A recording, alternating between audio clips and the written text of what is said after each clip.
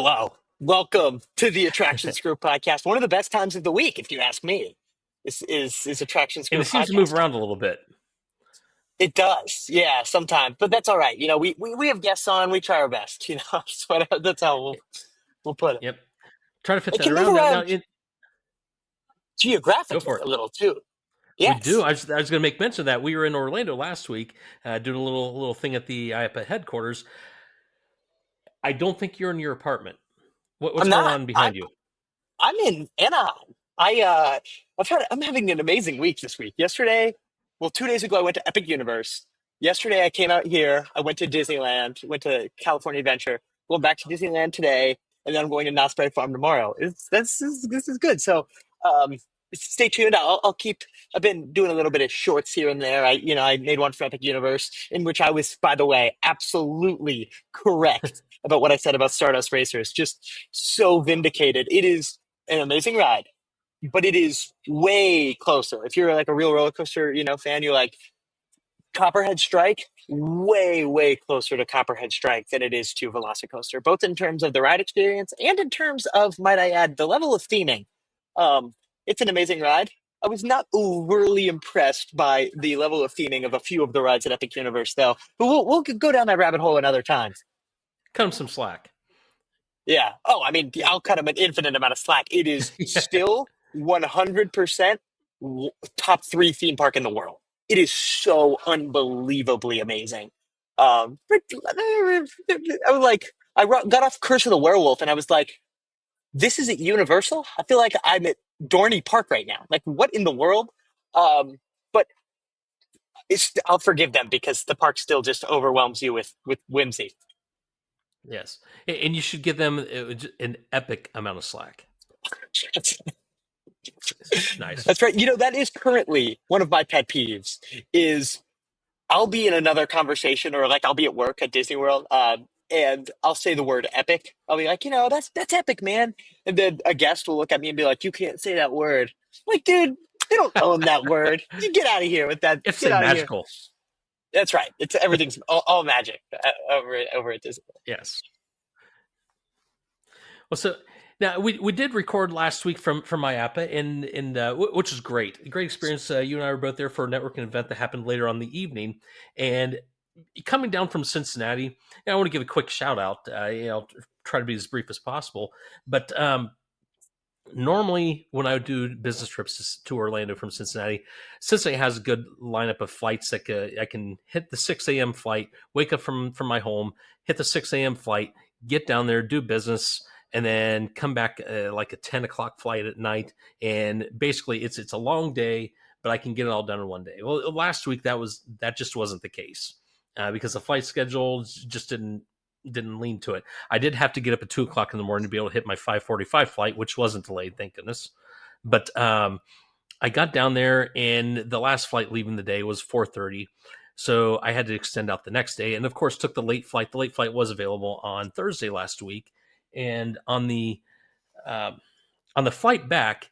Now, I have never lost my wallet or been without it or had it stolen to the credit card numbers compromised, different story. But on my way back to the airport, there is an exit right before the airport in Orlando. It's usually where I stop and get gas. It's a 7-Eleven off to the right of the 520, I think, is the road. And so I go over there and I fueled up, and I drove on to return the car. Which, by the way, this is a shout out to Fox Auto Rental. They're not a sponsor of the show, but it's one of the best kept secrets at the Orlando airport, honestly. And I run a risk of mentioning it too much because I hate lines. I'm such a line snob. I don't like going to theme parks and waiting in lines. So why would I intentionally do this to myself to try to generate lines somewhere else? But I go back and I'm turning in. I get everything out of the car, get over, and I do because it's off site, so you have to take a bus back to the airport. But it's significantly cheaper than all the other rental agencies, so I'm willing to do that. So I go over to the bench to gather my stuff. I'm like, okay, do I have everything? I need my license. Do I have that out? And I start tapping around like, oh, thank goodness I left my wallet in the car. So I need to go back and get the car, which I'd already checked in and looked all over for it. the wallet's not in there. And so I go back and look through my luggage, try to get everything out. Okay, it's not in here either. I must have left at the gas station, which I no excuse. I don't understand how I did it. So I asked the attendant, "Hey, I need to take the car. I just checked in. Can I take it back to the gas station? I think I left my wallet there." And so I go back and no wallet, no wallet anywhere. I'm looking in the trash can. I'm looking on the gas station on the ground. Go and ask, had someone turned in a lost and found wallet here? And of course they didn't have it. And so I thought some opportunistic person had saw a wallet and got it and made off with it. And so I am on the way back. Now, this is not an endorsement to text and drive or to be distracted driving, but when you're at the stoplights, okay, you can do that. I'm canceling credit cards at the stoplights. I'm trying to order a new license and cancel a debit card, and I only carry enough cash to get me through the tolls or what I think I'll need. So I had $3 in the wallet. So if the wallet was stolen, they got a couple useless credit cards and $3. So I get back and I'm trying to check the car back in, and the whole experience there was great. Which to say you get a good experience at the rental agency, okay, I believe it, but okay, whatever. But they're actually already working proactively on my behalf, because I went back and I said I'm turning this in, but at the same time I've never gone through an airport without a wallet, which by the way Yeah. contains my license. And at that point, I really had no experience on this. I had no idea. Am I going to be able to get through TSA without a license? This is new territory for me. And unbeknownst to me, they're already working on my behalf. The attendant that I talked to, he had checked with his manager to make sure, hey, if he has to extend his trip, keep the car back so he can continue on the reservation. Because at that point, I didn't realize, am I flying home or am I staying in Orlando another night? So as it turns out, I got there TSA, which I've never really had an opportunity to interact with TSA other than occasionally had to be patted down because I kept something in my wallet.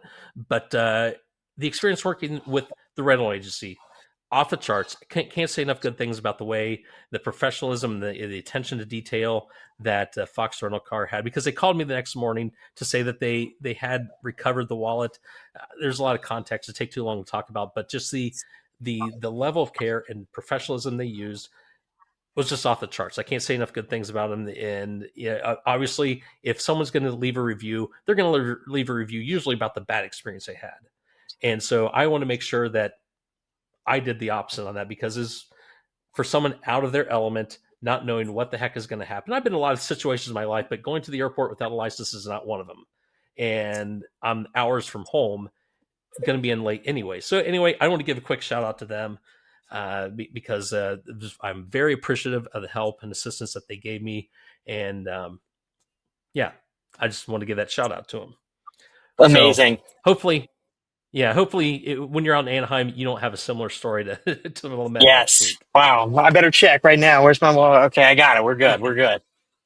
What I really Yeah. wish I could have So done Clete, is just pulled out your wallet right now and been like, I stole it. Ha ha ha. But alas, I did not. That just would have been a great payoff. yes, So not funny, by the way. yeah, So probably. Yeah. so Clete, as we go through the next couple weeks and doing the podcast and doing shows and interviewing people, changing things up every once in a while.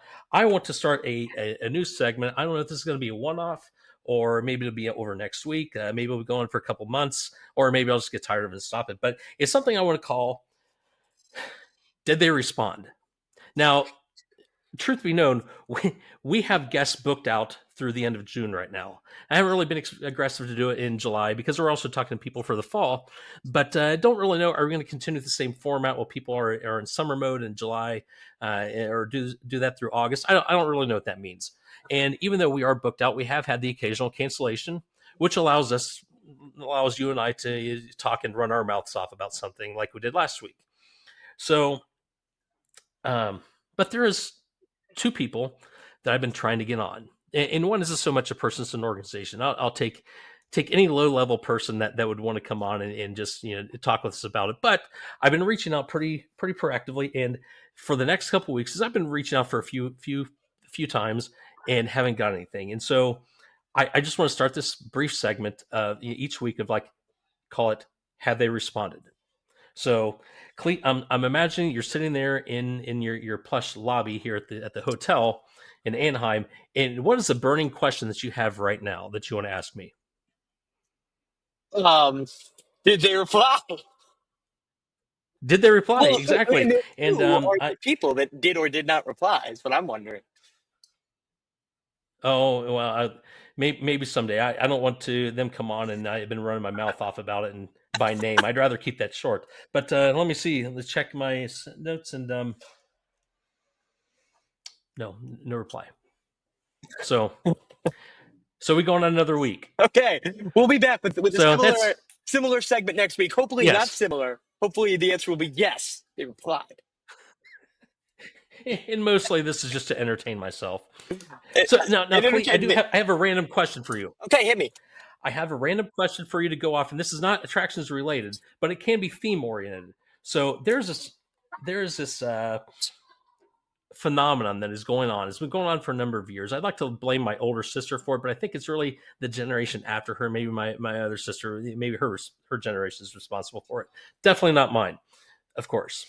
But of these things of we are in prom season. High schools are having their proms at this time of year, Yes, and what should be really simple of asking a person on your date to go to prom has become this convoluted mess of promposal. of course.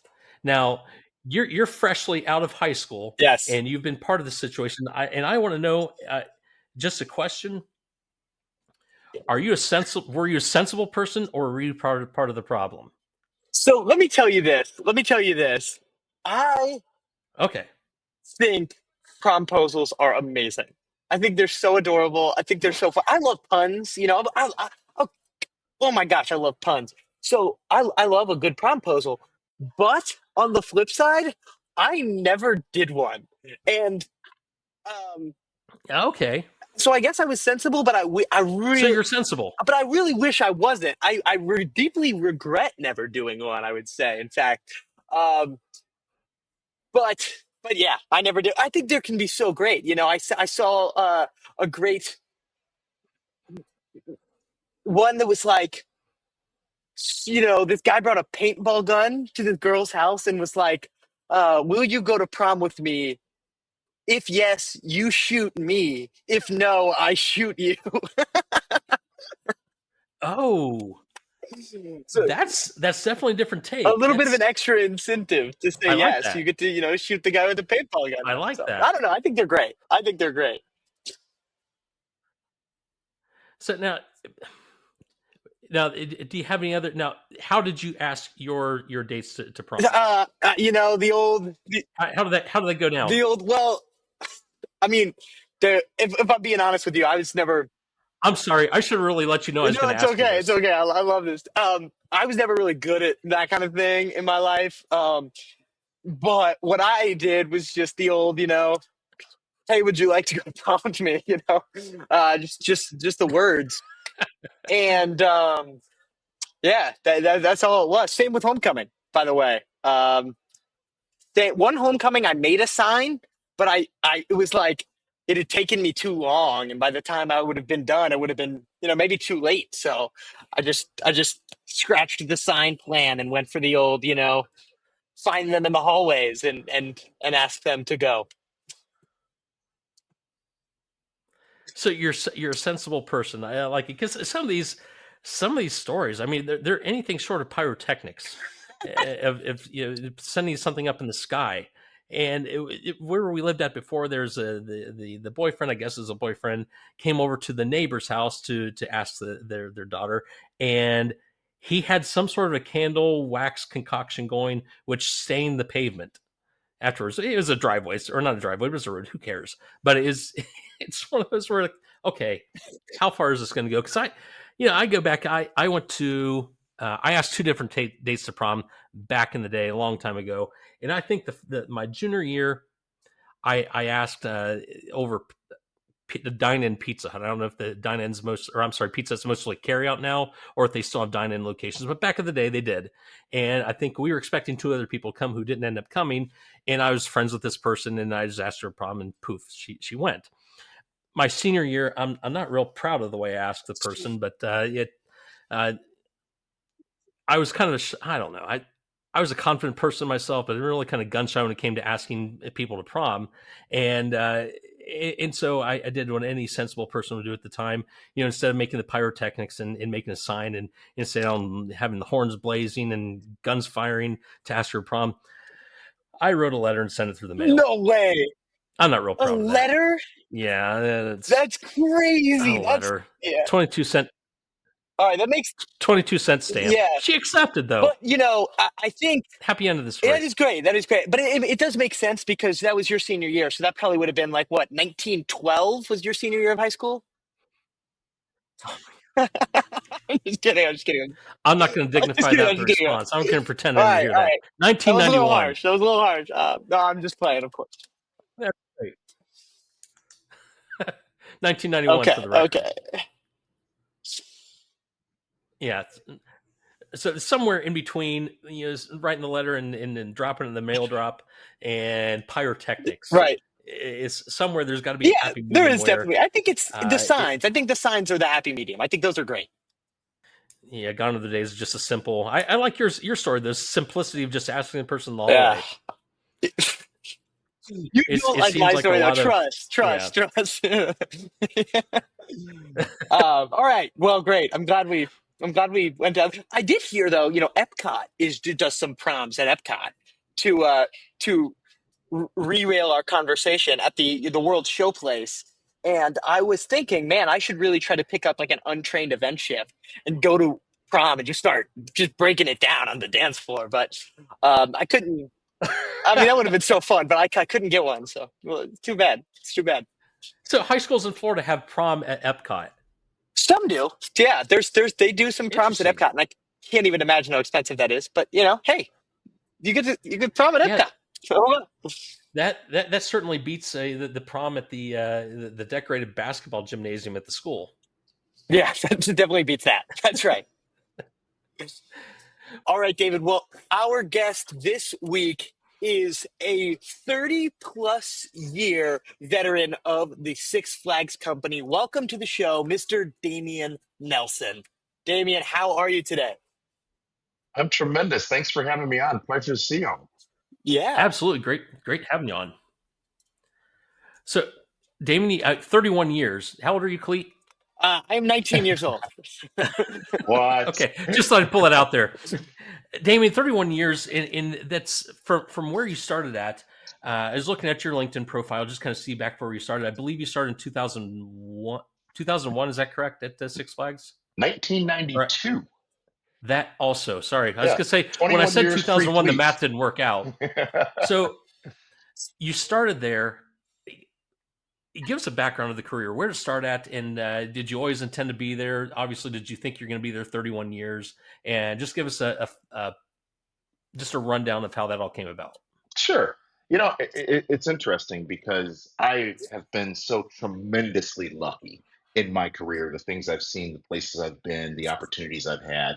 And it's funny how it started. And I'll back up to before I actually started with Six Flags to the Friday before the company was coming to one of their local job fairs. So I was living in Milwaukee, Wisconsin, which is about an hour north of Gurnee, Illinois, where the park is located, Six Flags Great America. And the job coach that was assigned to the high school told me that Six Flags was having a job fair at the Holodome, at the Holiday Inn by the Holodome. airport. Yeah, the next I day. remember those. Yes, indeed. The job fair was scheduled to start at 9. It was scheduled to end at 5. I said, let's give this a chance. They were doing busing from Milwaukee down to the park and from Chicago up to the park as well. Programs that they no longer do, as far as I know. And I told my mother, I said, "Hey, I'm gonna try to go get this job at Six Flags, and the job fair goes from 9 to 5." So she dropped me off at 8:30, right? And by the time she got home, I had called her on the payphone outside of the Holodome and told her that I was done and I had a job. I thought I had to be there till 5 p.m. I didn't know what a job fair was or how it Oh, worked. I thought it was I had to go through this entire day long process. They even served lunch, by the way. I'm remembering the tremendous deli sandwich I had there that day. But I interviewed for games, and I still remember the person who interviewed me. And I remember we got caught up on one question about whether or not I would tell on someone who stole a penny. And oh, it went from a penny to $1 to $5. And I'm like, well, I mean, it's a penny. I'm 15 years old, by the way. I never had a job. I right. don't know. I'd have the same Yeah, answer. right. It's a Yeah, penny. it's a penny. I'm like, I don't know. It's a penny. So as a result of that interview, I was not placed into games. I was placed into park services, and actually that worked out fantastically for me.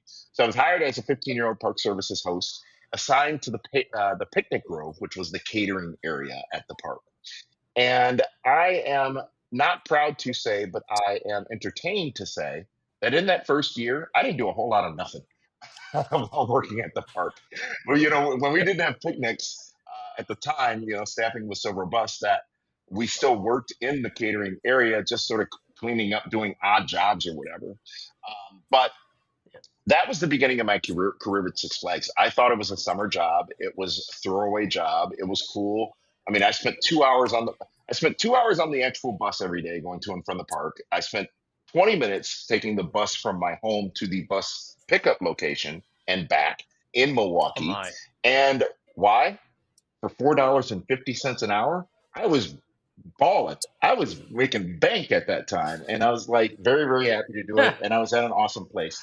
And I remember when I went for my first training, my trainer's name was Dave, and they had canceled the training but didn't tell me it was canceled. And I still showed up. And I don't remember. Oh, I remember how I got there. My mother had to drive me down in her car, and there was a Gurney Mills, a Mills Mall right across the street from the park, basically. And her, my sister, my brother spent the day at the park, at the mall, while I was at the park for training. And I remember I was walking through. That was the year they built Batman the Ride, 1992, the year I started. And I remember walking through, and we are in the back areas of the park, and I'm looking around, and I'm like, this is fascinating to me. I didn't realize this place was a business, and they had like offices and people who worked here and service roads and like a cafeteria and training rooms. I was mesmerized. I remember the first time I walked into the operations office, and I'm like, there's like computers in here and typewriters and people working. Like, this is a fun place. I don't get it. But that was my training day, and it was a one-on-one training. And like I said, I spent my first season in park services, and then that's how my career began with Six Flags. Wow. And so that's 1992, right? Yes. Okay, and had that right. And when you're in the picnic grove area with nothing to do, you didn't have the benefit of one of these to pass the time. So Now, that's you've actually got one of those stories you could tell. You always hear the stories of the older people saying, "Well, back when I was a kid, I had to walk through 5 miles of snow to get to school." Well, you had to go through 2 hours of bus rides yeah. and entertain yourself without the use of a phone in a picnic grove when you had nothing else to do. Yep. Tough times. Which led to a lot of the mischief we created, by the way, because we had nothing else to do. Okay, But okay, rabbit hole. yeah. I Let's mean, you go got to down give us there. What something at kind of least, mischief? Oh God. Yeah, Oh, yeah. You can't pull the pin on the grenade Yeah, and just no let it way, go. no way. We're not gonna letting you get away with that. I will tell you the greatest thing. So in the bathrooms, of course, you know that there is a storage room, janitor's closet, right? Hmm. And there was one of the urinals that, the valves on top, before there were auto flushers, you had to, manually flush with that little wand on top. Yeah. And one of the connecting valves was loose. And we noticed it one day that when you flushed it, it would that valve would spray water in your face. So we did the right thing. We reported it, and they came Oh, and fixed it. But then we realized we could loosen it. So we would hide in the storeroom, crack the door, loosen that valve, and watch people flush. And then all this water comes, it was so perfect because it was right at face level. And in your mind, right, as man at a yeah. urinal, what is that water that's hitting you in the face? It's not clean, right? Right? Yeah, No, it's not. no, it's not. No. It's one thing to get water splashed on you in a bathroom. It's another thing for it to be coming from the urinal. That's Yes. I was not the wow. one loosening the valve. I was the one being entertained by the Okay. entertainment. All right. That's But yeah, again, Nice. 15-year-old kid, I guess it's equivalent to the pranks you see today on social media or whatnot. But that probably lasted a weekend or two until it was permanently resolved. But that's one one thing that sticks with me. so from your Oh my time in park goodness. services, what was next with Six Flags? You with presumably with Six Flags Great America. What was the progression like there? Sure. Yeah, most of my career was spent at Six Flags Great America, a tremendous facility, one that is near and dear to my heart because it opened the same year I was born in 1976. And I was lucky enough to be invited back as a rehire into an assistant lead position the following year, in my second year. And I was then assigned to Farmers Market, big outdoor food court area. And 1993, I'm sorry, that was that year. And then I, went from assistant lead to supervisor to area supervisor or section supervisor, I think they were called at the time. And then in 1996, I was promoted to full-time supervisor. I had reached the pinnacle of success in the theme park world. I became full-time with the silver tag, first and last name. And spent a few years in park services until I believe 1999 or so, when I was asked to consider a transfer over to the rides department. Again, the best of the best, the elite of the operations group, right? And I was able to become a transfer over to rides as a rides full time supervisor as well.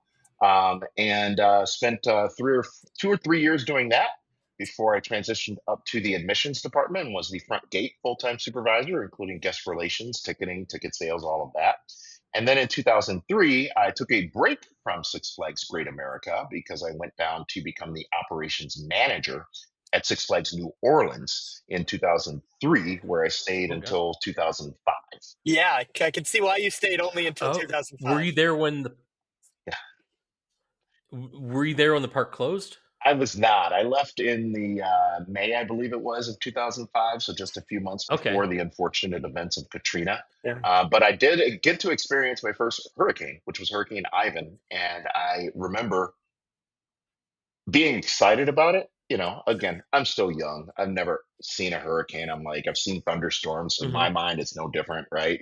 And I remember looking at the park president at the time, and he's telling me how he was going to evacuate to Memphis, and I said, "Oh, I'm staying here. I'm riding this storm out." And the look of sheer terror on his face told me that I was making a bad decision. So at the last minute, because you get a deadline by which to leave, and it was one of those. It was actually the pre-Katrina Katrina that, but Ivan turned as Katrina did not. So there was this evacuation order, and everyone was waiting. Well, not everyone. I was one of the last people to leave the city, but you saw in the news people sitting in traffic, not moving, even though they do Yeah. contraflow, and the only way out is the only way out. Um, and it was like 9 p.m. I think that night, or 6 p.m. maybe, and the storm was still coming straight at us. It hadn't turned, so the evacuation order stayed, and I had to leave and nowhere to go with my dog Rusty. So we got on the road, not a vehicle out there. It was smooth sailing all the way up to Baton Rouge, where I sat at a Waffle House for 6 hours and met America in that time. And that's once the that's evacuation where you do it. once the evacuation order was lifted, 6, 8, 12 hours later, storm had turned, everything safe. I got on the road, drove home immediately. Again, no traffic, nobody else was coming back. And I did get to experience the storm in my third floor apartment, which was nothing more than not even a severe, but a thunderstorm with some wind, because again the storm hadn't hit. Hmm. So didn't get I was lucky enough to avoid the tragedy of Katrina, but I did get a hurricane experience and lesson while I was down there. Wow. So, if you don't That's mind, just yeah. for a That's I can. That's not on my bucket list.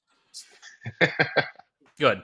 yeah, I don't blame you there. I mean, they're trouble. If you don't mind, for a second, I'd like to circle back to your time working at the front gate of Six Flags Great America. Yes. So, I think I'm an above average amount of interested in front gate operations because that's what I do at the Magic Kingdom right now.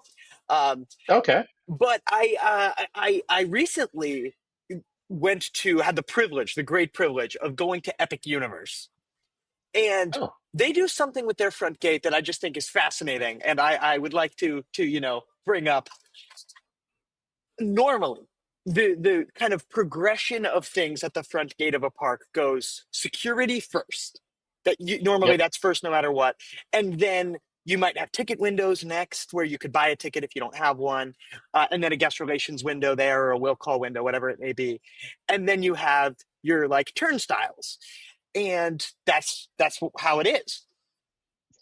Epic Universe does this very odd thing of putting the ticket windows on the outside of security, which I think for secure, I'm not like saying, oh, you need to, go through security before you go to the ticket window. I'm not saying that as much. I just think like it is a little bit interesting um, to ponder, a situation where you have somebody who has a problem with their ticket, which happens all the time, and needs to go back to the ticket window. And now they have to go back through security again to do yeah, that. I think that's a little bit yep, interesting. When you were at Six Flags Great America, I mean, obviously, park security has become it is upped certainly mhm, since 20 years, 25 years ago. Was the security system? What was it like a little bit? If you yeah. could walk us through the process.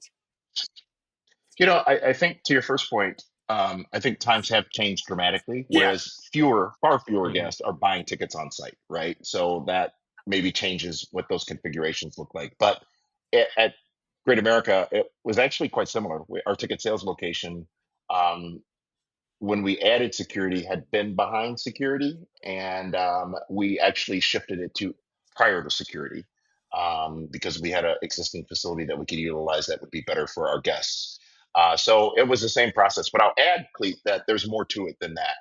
It's not just the process you talk through of sales, entry, security screening. It's a delicate dance between not only those internal things to the gate, but it's also your security team and your tolls process and your parking and traffic process and your ingress process. Hmm.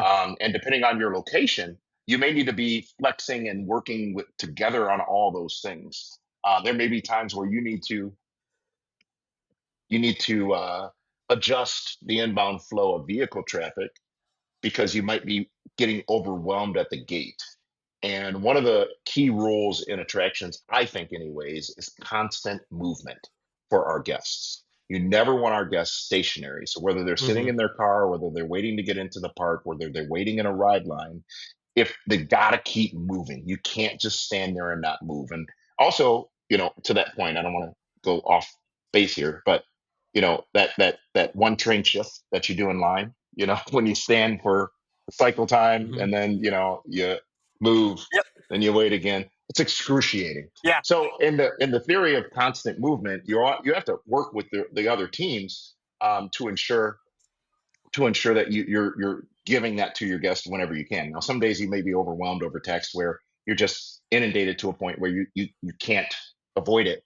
But one other opportunity that exists when you do front gate operations is there's a lot of preparation going on inside the park.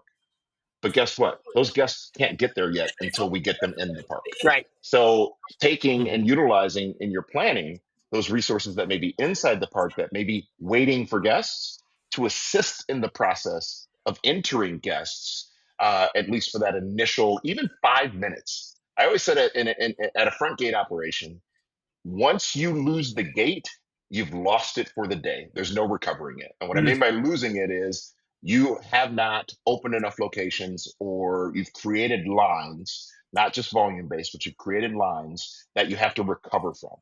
So once you lose it, you stay in recovery mode until the rush goes away. And that's not ever a position you want to be in, but it is a position that once you're in it, you try to make sure you do everything to stay out of it as well. Right. I like that. Thank you so much. That was a fascinating answer.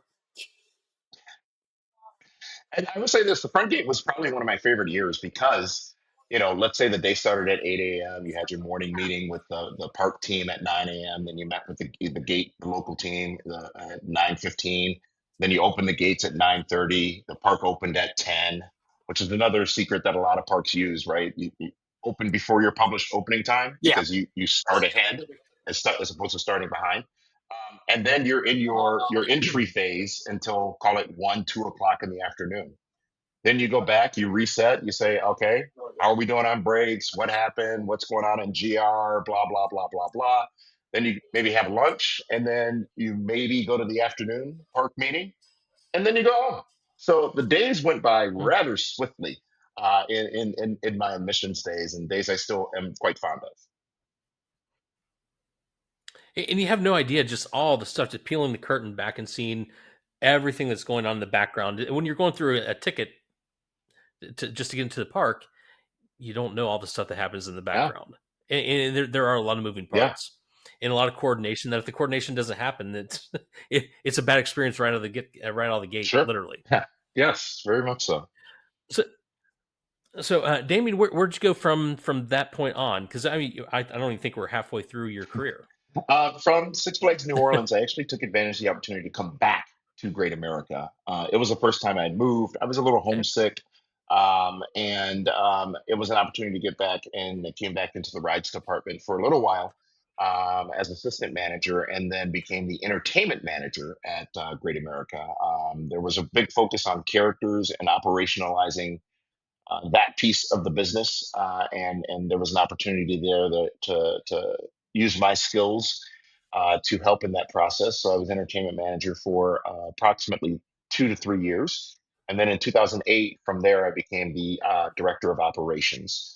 Responsible for all the operating departments, with the exception of aquatics at the time. That would come later, probably around 2010 or 11. But yeah, director of operations for 10 years from 2008 to 2018. And wow. really, really a great time and a great learning experience for me as well. I knew the park so well. I'd been there at that point for a very long time. The people, as with any location, are what really makes it. And the people were astonishing. They were amazing. They were so skilled. There was so much tenure. The park sort of ran itself. And what was so great about that team and the opportunity I had as director of operations is if if I thought it, I didn't have to ask if it was happening. I needed to confirm that it was happening because everything was so automated. I talked about that dance between, Hmm. security and admissions at the front gate. And there was rarely a point where it was like, oh my God, look at the toll plaza. Why are the lines, of cars going onto the expressway? Where you inquire about it and they hadn't already come up with and activated a plan. And that was key to me in that role is I'm here to help and understand. I'm not here to get in your way because everybody around me, everyone who works with me, I want them to be smarter than me because they are the ones who are executing day to day. They are the ones that know the intricacies of their challenges. They are the ones who know the opportunities that they can try to go after. And I love to be a part of it and I love to support it, but I certainly never wanted to be in the way of it. So those 10 years as director of operations provided me with great learning, great opportunity. I had great mentorship, great leadership at that park. And that was my next step in my journey. So I have like a million questions about this, but first up is I'm jotting some down. when you are at Six Flags Park, you're obviously at a park that has a is in a chain. It's in a large Mhm. corporate group that is running parks all across the country and all across the world, no doubt. Sure. But how much autonomy is there? I mean, in particular, if Six Flags Great America decides, hey, we think we want to do things this way, whatever that may be, but this is going to be different than the way Six Flags over Georgia's Sure. doing things right now. Is there Yeah. like stress with that, with going back and forth, or in operations? Is it at these large chains, at least Six Flags, a little bit more? You're going to do what you think is best. Yeah, I think that's a great question, and I think it's not just Six Flags; it's everywhere, right? Yeah, Because what is the legacy of the location? And speaking specifically to Great America, it opened as a Marriott property when yeah. it opened in 1976, and that was the way the park still was run, right? So I don't know that it's fair to say that you can expect another park within the same system to run exactly the same because as far as I recall, no other parks had come from background of being run by a hospitality hotel chain, which had some substantially high standards that had to be met that remained embedded in that park. So I do think that each park in each, even if it's a chain park, has a degree of autonomy, right? But it's the park under the brand and the brand messaging and the brand expectations that need to be met by our guests are guided by that corporate team. And I think, what I like to say is there's standardization, but within standardization, there's localization. And that localization is either what you've done in the past that your guests may expect you to do, or what specific local regulations or local physical plant variables that may exist that may need you to operate differently, but you're still under the banner or under the flags, if you will. And you're still operating under the spirit of what the brand is and still delivering on that product. But to David's point earlier, the back of house behind the scenes, our guests don't see that, right? If our guests will go to Great America to ride Batman the Ride and go to St. Louis, Six Flags St. Louis to ride Batman the Ride, they want their journey from their standpoint, albeit in a different environment, should feel essentially the same. Um, I just think Shake Shack has a great motto when they started really expanding rapidly, which was the bigger we get, the smaller we need to feel. We need to make Yeah. each of these places feel like they're a local burger place and not a chain, because that's how we would lose what we've worked so hard to create. Yeah. I think that's a good example. I'll throw in Chick-fil-A, right? The Chick-fil-A experience is going to be the same 6 days out of the week, right? But every Chick-fil-A Mhm. you go to, the drive-through is configured differently. That's The true. inside might be configured differently, which means they do need to operate differently, Yeah, but they're still operating as a Chick-fil-A and delivering Hmm. relatively the same experience. yeah. So, Damien, when you were done stateside, and you got another assignment coming up, and it took you international. Which I think there's an interesting story that you could tell probably at the end of that, but I'll let you get into that. Sure. Yeah, I was blessed to have the opportunity to go and be a part of the international development team based out of Beijing, China. There had been a trip that we had taken over there to do a session with our partner group there, and I was able to see the city and able to see what China was, which was very different from what I feel I had been told or taught about what China was, and was fascinated by the experience and the people in the week I was there. So I decided to go ahead and move on over and be a part of the development of several parks that were going to be opening over the next few years in China. Beautiful, grandiose parks. Just decided I'm moving to China. You know, That's there was more to it than that, of course, but I was mobile at the time. I yeah. had a dog. That was all that was holding me back. And I was lucky enough to be able to gift that dog to a neighbor who they still have to this day. And I still get to see pictures of Meg in that regard. But what to that point, David, though, it was in May of 2018, and I was sitting on what was a very long flight. And that's when it sank in. I'm like, oh, hell, I'm I'm moving to a different country, literally halfway around the world. And there was a little fear there, of course, right? But there was also excitement because I was still with the company I loved. I was still doing a job I Mhm. loved. I was going to be with people I knew, but I was going to be exposed to a brand new culture, a brand new world, if you will, and be a part of something that was very important for the company at the time. And uh, it was upon arrival, it was a lot of learning. You have a language barrier, obviously, but you also have a group of people you're working with in a partnership agreement that may not have as much exposure to the industry as you have. And there's a lot of education that needs to go on with that. And it's not only our education of them as the management team for the parks, but it really was our education as to how parks operate in China, because there are some very substantial differences fundamentally in China. I'll give you an example. And I think aside from some operators, maybe the larger operators at Disney here in the States, um, you know, typically at a park, you might find one first aid location, right? In China, most parks have between 4 and 6 first aid stations throughout the park, which actually may be better for our guests. But we coming from what we knew, were saying there's no need to have more than one, and here are all the reasons why you need more than one, and here's where it needs to be located, here's how it needs to be accessed, blah, blah, blah. Then we went to parks and we started seeing this, and we're like, no, this is how they do it. So I say all that to say this: when you ask yourself, or have the ability to ask yourself why, as much as you have the ability to ask others why, that's where you can be more collaborative and be more innovative as well, and come up with different ways of doing things. Um, I loved being in China. I loved having the opportunity to visit all the different countries over there, including Thailand, Philippines, South Korea, all the provinces within China. Um, but unfortunately, that came to an end, and I think COVID was a substantial driver of that. In fact, we had come back in 2020, so I was over there for just over 2 years, or just under 2 years. We'd come back for a company meeting that was to be held in Arizona, and had just packed a bag for the week, and was going to be going back to China as far as we knew. Unfortunately, Oh, the pandemic was happening at that same time. The world hadn't shut down yet, but it was the wheels were in motion. So we, so you didn't come back because of COVID. You're already back here, and then it yeah, happened. yeah, yeah. Okay. And at that point, the company responsibly elected to keep us in the States, here stateside, because it was unknown for sure what was happening in China as far as the pandemic were to go. At the same time, I think there was some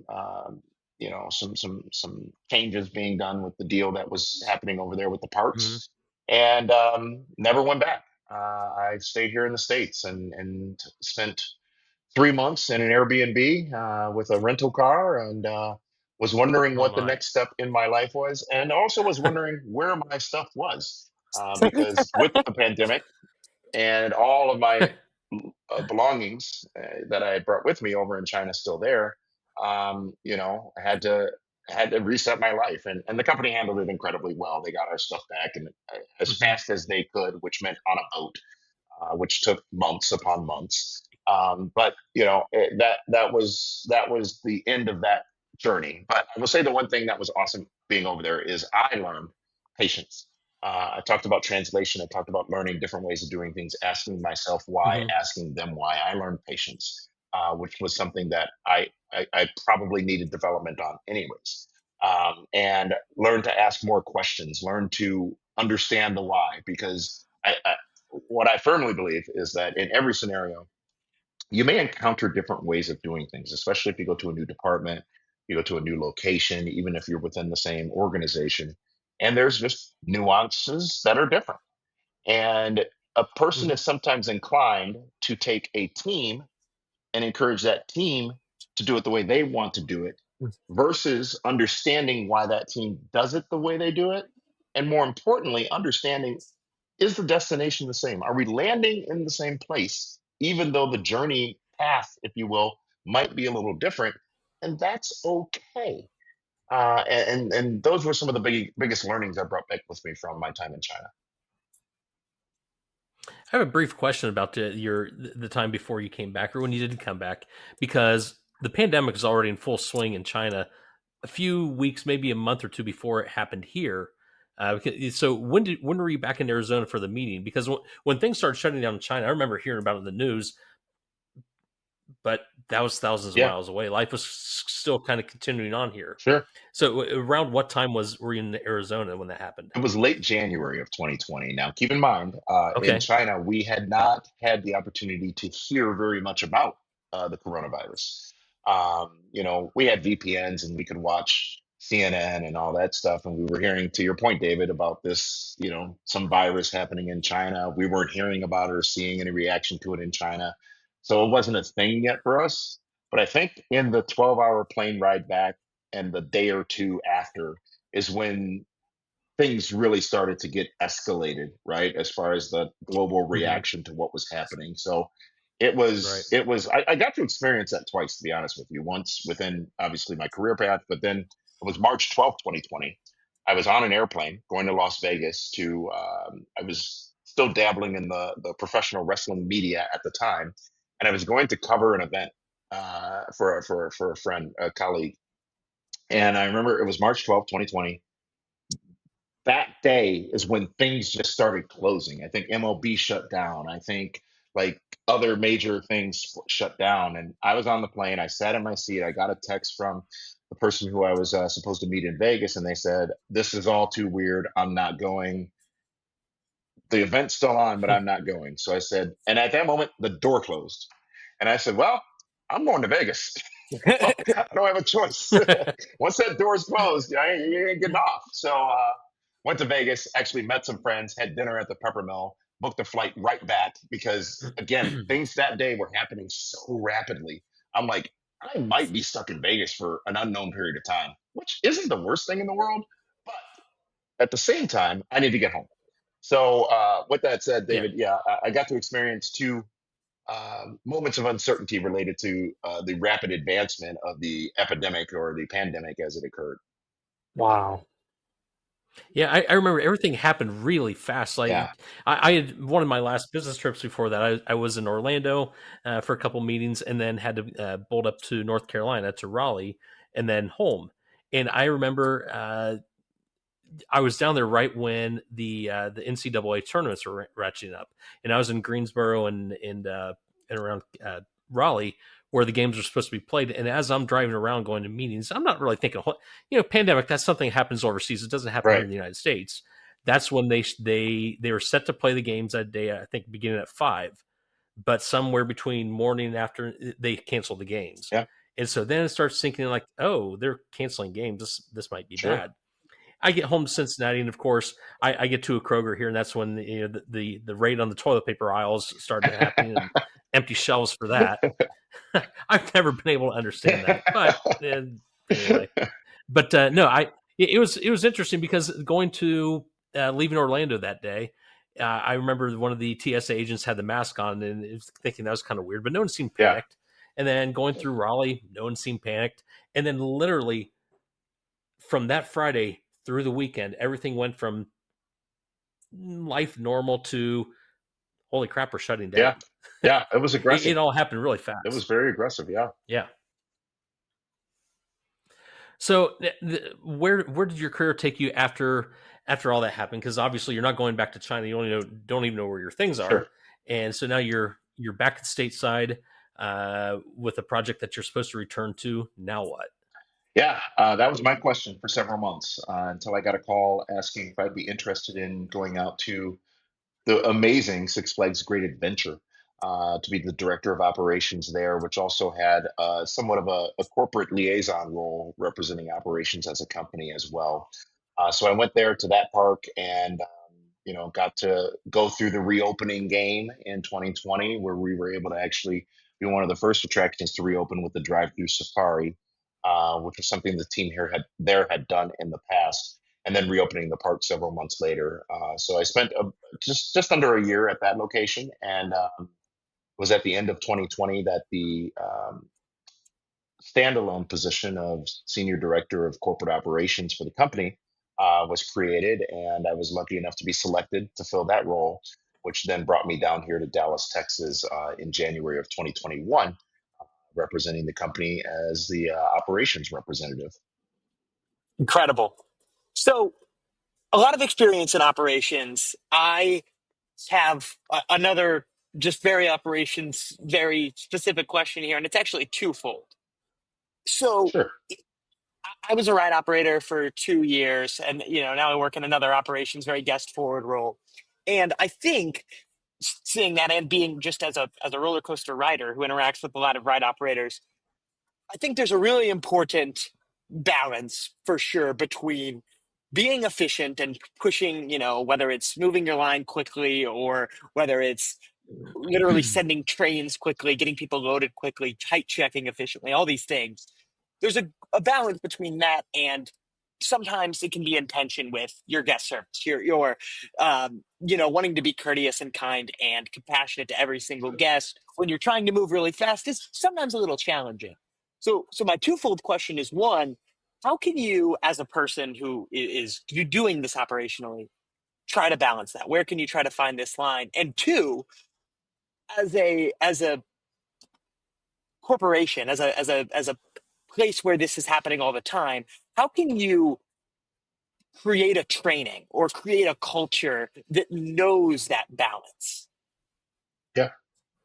Yeah, I think the culture is the key, right? Are you part of a department, a rides department that wants to succeed or wants to just deliver? And what I mean by that is throughput matters, but beyond before that, safety and training and fundamentals matter. Yeah, And that balance is very, very delicate as well, because sometimes you may be inclined to, when you're moving faster to accomplish a goal of speed, you might inadvertently overlook other elements. sure. And you don't want that risk. So when I talk about culture, it's managing and setting realistic expectations of what can be delivered. And luckily, when you have rides, they give you what they think the theoretical capacity is when you I do. buy the thing, right? And when you install it. So there's your first goal, and you break that down to hourly and loading every seat and being most efficient, but also appreciating that that is not an easy job. One thing that was always fascinating to me is how challenging it was to find good people who could group riders Mm. pre-boarding as part of the pre-boarding process, and how it wasn't so easy to count to four on a four cross coaster. And I say that as a joke and with quotations because you're never really counting to four. It's occasional that a group of four presents themselves to you, right? So you just had a one, a four, a two, a three, and you put your one and your four in different shoots. You put your three in a different shoot. Oh wait, where did I put that single rider? And I got to remember that. And then now someone asked me a question, and now I forgot what I just loaded back there. Now they're going to be delayed with loading or dispatching that train because of me. Now we're going to miss our throughput numbers for this hour because of me. Um, so appreciating and understanding the complexity of the job. It's not just pressing buttons. It's not just dispatching trains, but it is that guest service piece, and it is engaging. And I do believe firmly that a couple things matter, as we talked about constant movement earlier, right? Entertainment, something to keep the guests occupied while they're in line. To your point, David, earlier, they all have devices now that we have less as Hmm. operators, less need to provide that entertainment.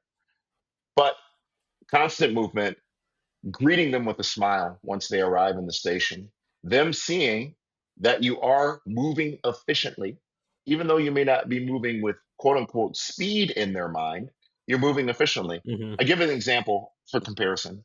When you go grocery shopping before the days of self checkout, or even if you go to any shopping environment and you're in line for a register, standing there waiting, and you look at all these closed registers, what impact does that have on you as a consumer? I think I'm waiting in that line because all these other locations are closed. If they were open, I'd be out of here by now. Hmm. Same thing. If I come up to Absolutely. the ride station, I see a rope tied off, or if I see that guests are being loaded from a different platform, or from whether it's ADA or Flash Pass or Speed Pass or whatever it might be. Now, what do I think as a guest? That's why I've been waiting so long. All these other people are riding before me, or these seats aren't available, or this crew is moving slow. And by the way, that person was mean to me. So it's really managing those expectations of what your standards are for guest service and throughput, and then measuring those things, auditing those things, understanding those things, and creating healthy competition. So you've got ride groupings, you've got individual rides, and being public with how they're performing. And if you're at, use Batman the Ride as an example again, and you find out that the Superman ride is beating you, and they're meeting their goals, and you're not, and you're the leader of that crew, that will motivate you. It should motivate you to Hmm. start meeting or exceeding or beating them. And I've seen that work in many different applications in the rides area in different parks. And that is really, once you establish the foundation, that's how you get to that point of continued success. And also making the goals manageable. So if you've got an hourly goal of 500 in your head, yet you look back at the last year, 2, 3 years, or whatever, and they've only been able to deliver 425. I'm not giving them a goal of 500. Yeah. I'm going to give them a goal of 400, knowing that they're going to hit that 400 because they've done it before. And then all right, you've done this, great, awesome. We're going to bump it up to 425. Can you do that? Yeah, we can do it. Yeah, they did it before. Uh, Mm-hmm. and then once you hit the 425, 450, 475, so on, that's how you get to the 500. I've seen far too many cases where a very ambitious, unattainable goal is set, which I think is a tremendous demotivator for the teams that have to execute those goals because they're smarter than sometimes we think and they know what they can and cannot do. Contrary to some of those things I just said a moment ago, when it's exorbitant, they know that there's no way I can do that for whatever reason it might be. So they might give up on the speed piece of things, right? Because it's an unattainable goal. Yeah, and I think the theoretical capacities of rides can be a bit unreachable sometimes because they're a marketing tool, right? If I'm the manufacturer of the the giant frisbee rides, I'm going to say, well, when we built this and we didn't have any riders, we were able to send 15 cycles an hour. So with riders, Yeah. you guys can do 14. That's totally reasonable. No, it's not. That's Hmm. absolutely not totally Right. reasonable. But if you can Sure. put a higher number on that capacity when you're selling it, that's hugely important. Yeah.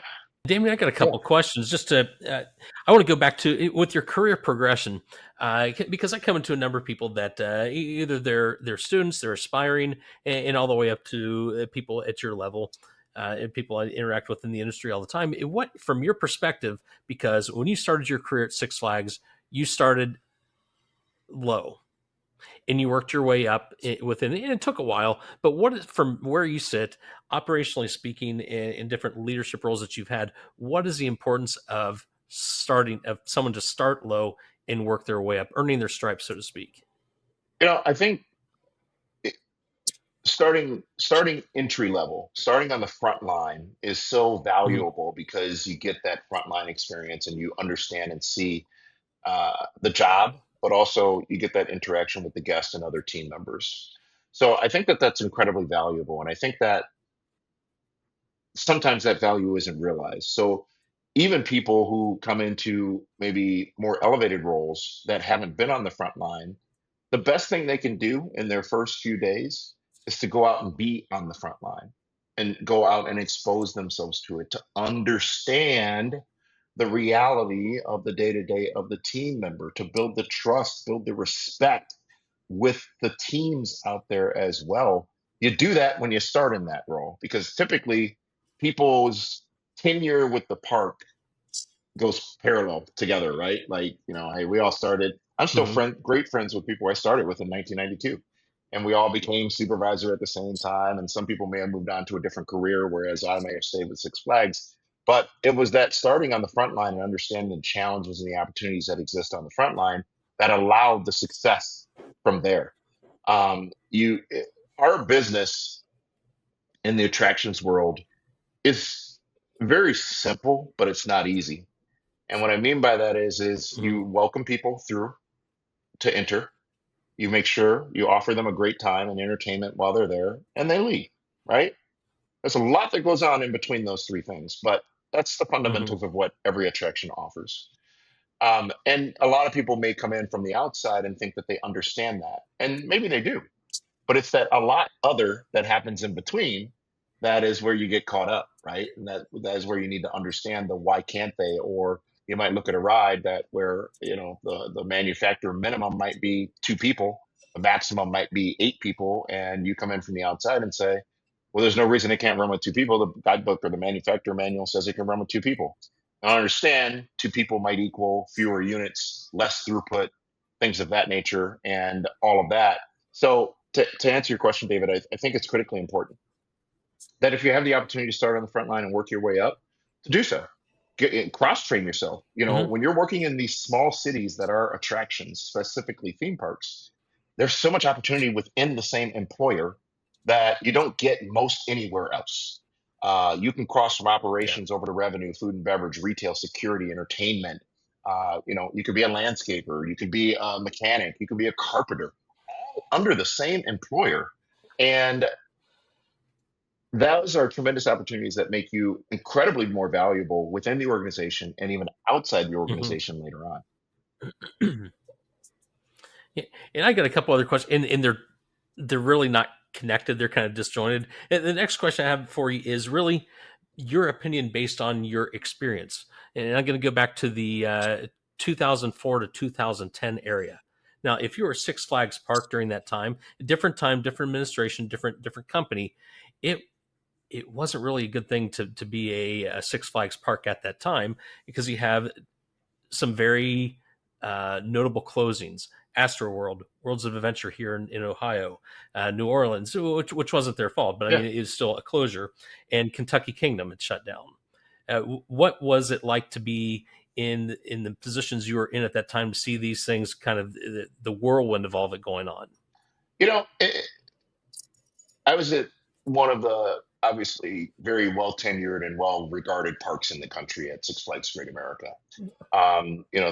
We saw no risk there. What we were focused on, David, was delivering to our guests and our team members every day.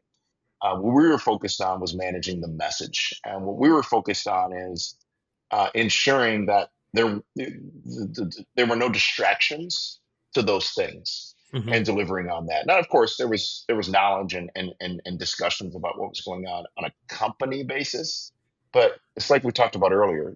There's company business, and then there's park business, and you handle the park business and let the company handle the company business. And that was what was happening at that time as well. There was, sure, uncertainty, as there is in any organization at any given time, Mm-hmm. because anything could happen at any given time. And perhaps it was amplified a little bit during that time. But for me personally, during that time, awareness, sure, but that was it. We focused on making sure Yep. that we were still delivering on the day to day and meeting our local goals at our park. Okay, and the next one, kind of related, kind of not, but I'm going to ask it anyway, and kind of dive into at least the waters you're comfortable wading in, because now you're not at Six Flags anymore, and now here in the last year, there's been the big news that Cedar Fair and Six Flags are now together, and it's called Six Flags,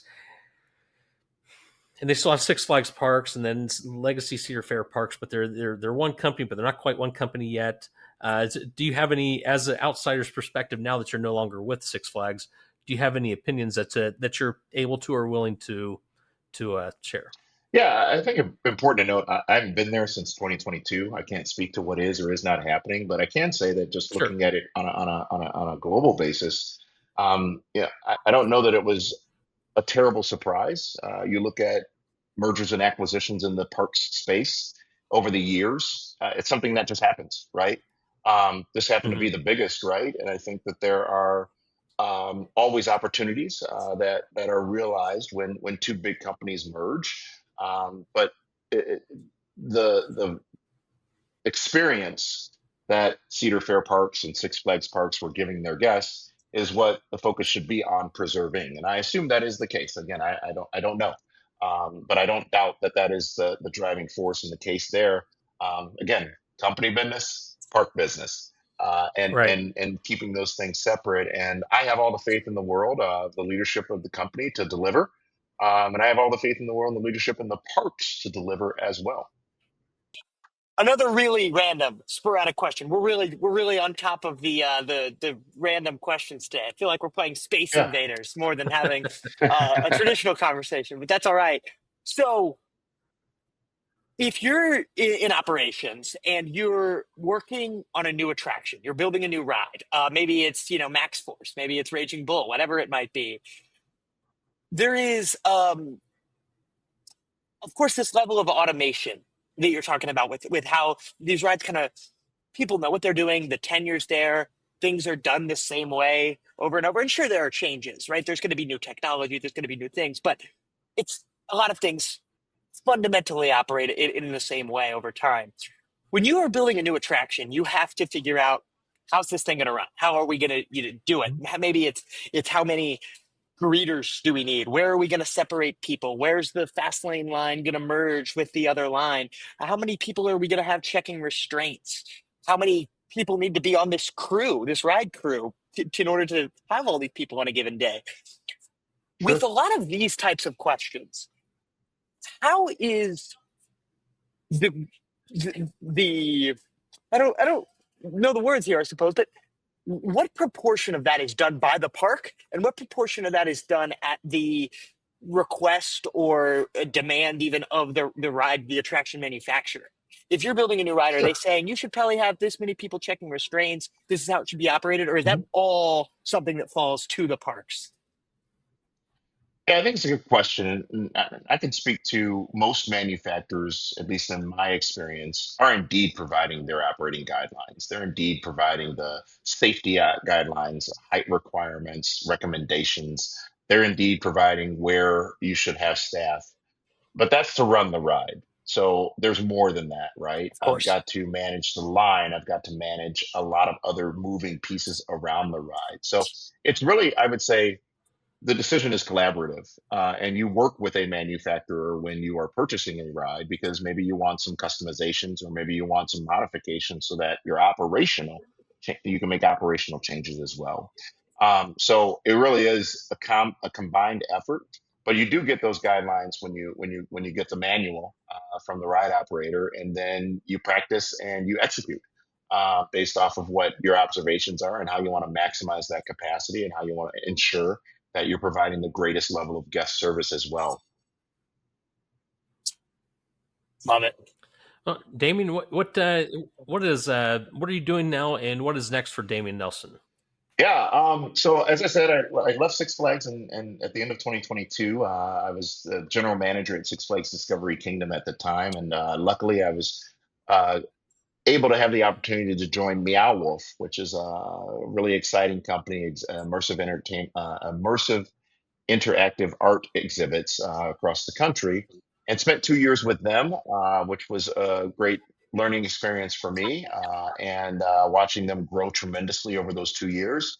And just as of a couple of months ago, I'm now solo, alone, looking for my next adventure. And it's been an exciting ride in doing so. The first time in my life, right, that this is the way I look at it is I am on the longest vacation I've had since I started working as a 15-year-old street sweeper at Great America in Chicago, and I'm loving it. That's awesome.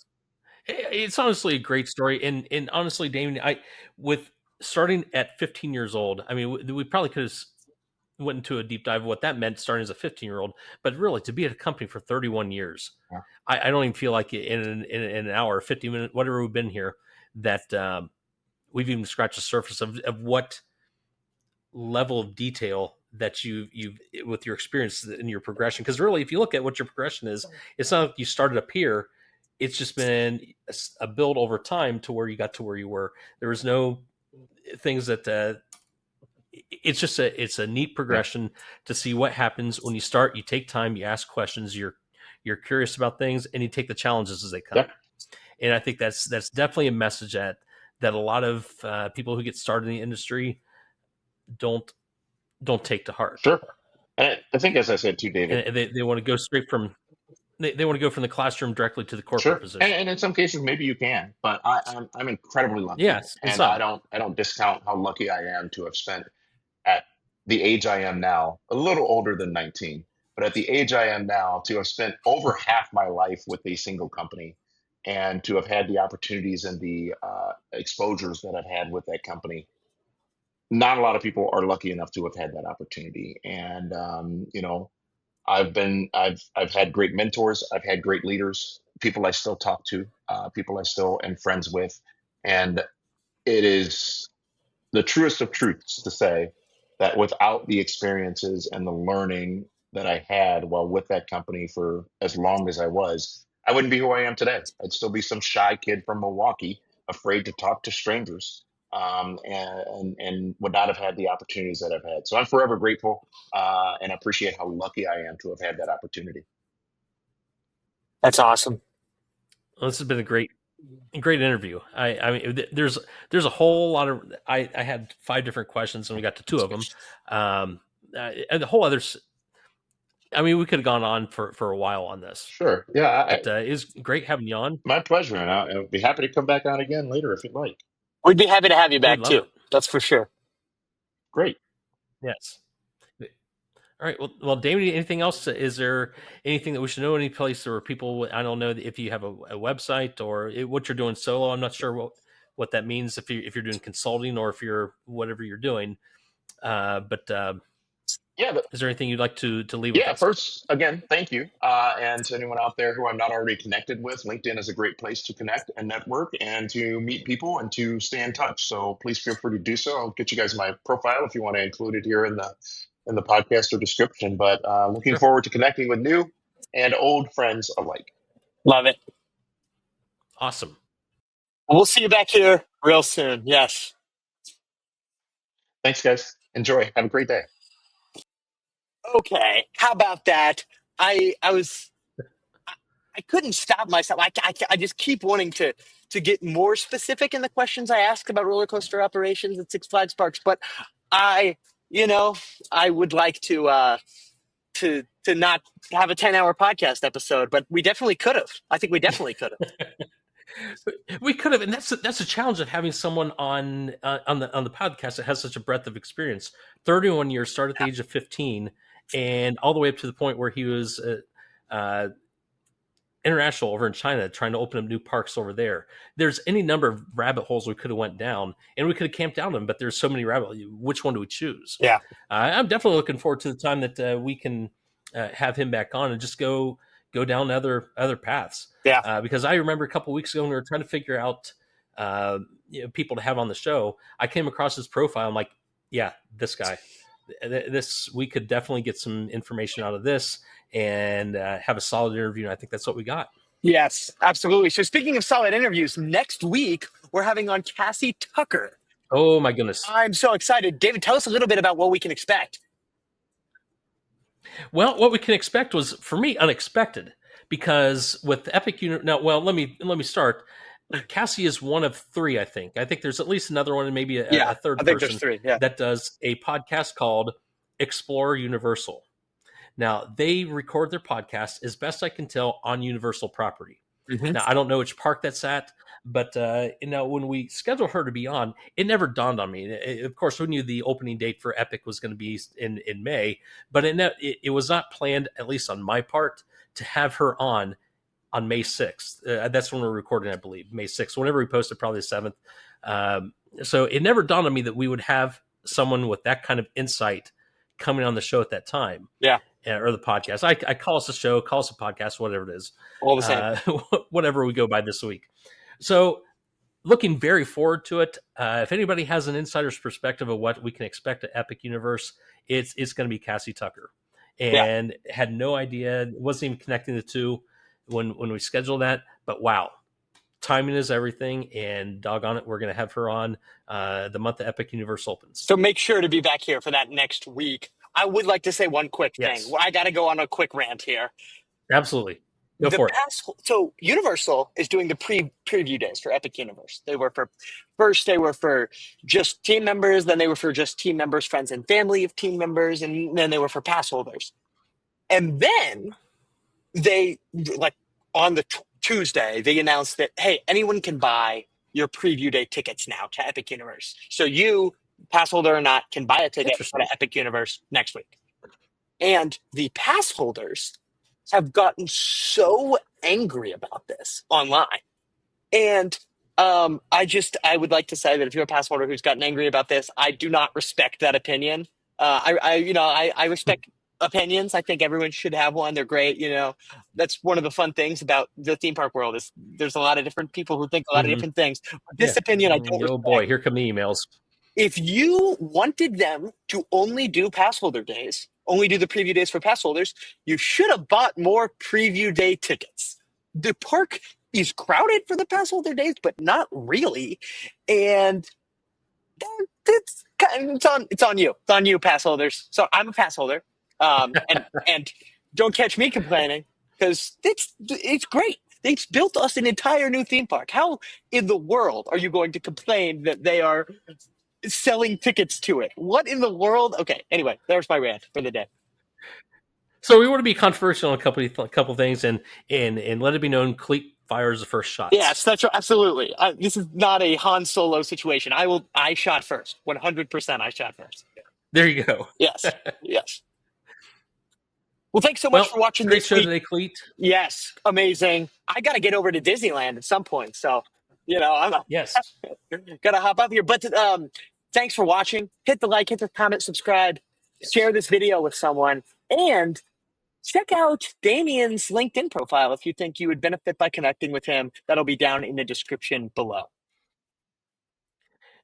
And one last thing, if anybody listening to this has a unique promposal story, put in the comments. I'd love to read it and make fun of it next week. Okay, make fun of it. Just so you know, if you put it down there, we're gonna make fun of you. Yes. Way to encourage engagement. All right, Or have an opinion. amazing. See you guys next week. We'll have so All many right. fake endings that we'll just be here all Bye-bye. day.